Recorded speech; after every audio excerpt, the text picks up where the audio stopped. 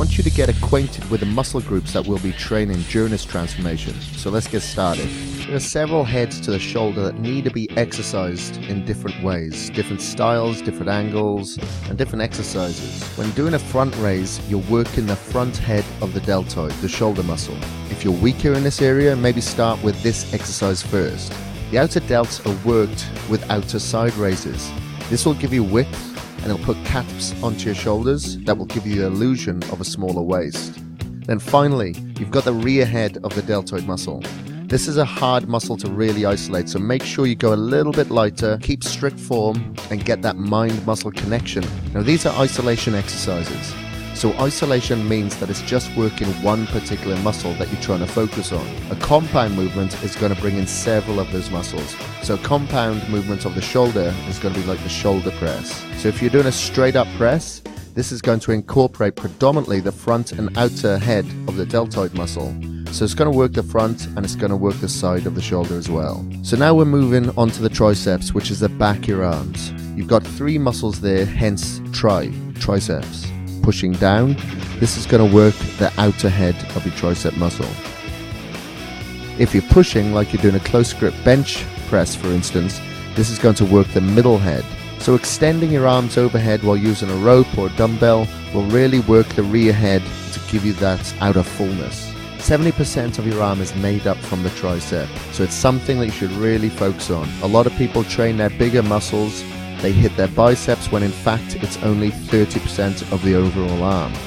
Going on to biceps, we have two muscle groups here, hence bi meaning two. To hit the inner head of your biceps, you should use a wider grip.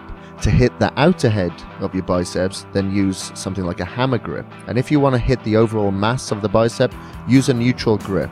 Now on to back muscles. The back is very complex. It's got different muscle fibers running in different directions, so you have to work it from different angles. Your traps are actually part of the back muscle. So when you're working your trap muscles, you're going to be doing a shrugging movement.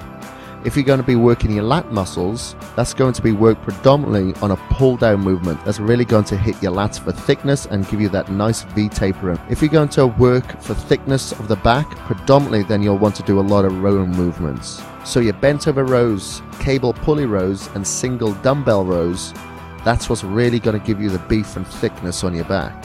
Now your lower back is mainly worked through two movements, and that's going to be your deadlift and your hyperextensions. Moving on to the next muscle, the chest. That's going to be mainly a fly movement or push movement that's going to work this area. To start off with the upper chest, you need to lie on a bench. This can be a flat bench or an incline bench, which you'd normally set at around 45 degrees. If you're on an incline bench and you're pushing up or doing a fly, it's going to activate your upper chest muscles. When you bring your arms down to midpoint, just above your nipples, that's going to work mainly the middle of your chest, especially when the bench is flat. And then when you start moving down onto cable crossovers or a decline bench, that's going to work the lower part of your pec muscles. So moving down to the ab muscles, a crunching movement or sit-up movement is going to mostly work your upper abs.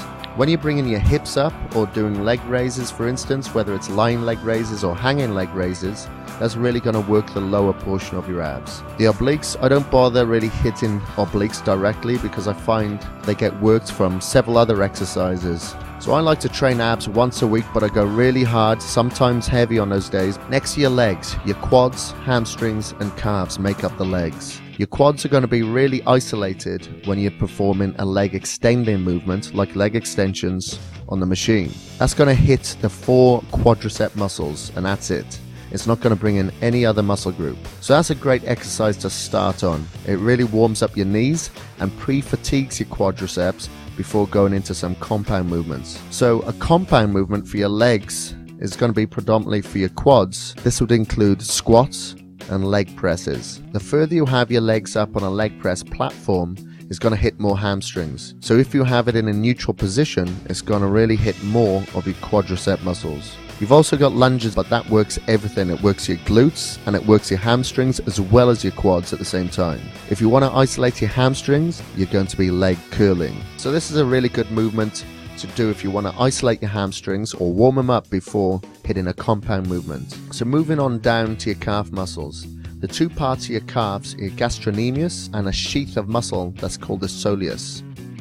Now if you really want to target the soleus, which is going further down your ankle, that's going to be worked mainly with seated calf presses. If you want to work your gastrocnemius, which is the belly and the bulk of the calf muscle, that's a little higher up towards your knee, then you'll work that with standing calf presses. So legs, calves, hamstring, quads, I find work really well with higher repetitions. So that's why I always do around 20 repetitions as a minimum. I think that's it. We've covered pretty much every muscle group in the body. So when I refer to different muscles, you should know exactly what I'm talking about. And obviously, go on to bodybuilding.com and we do have an anatomy chart in there so you can refer to this. It's Sunday tomorrow, but we're not resting. So let's finish the first week strong.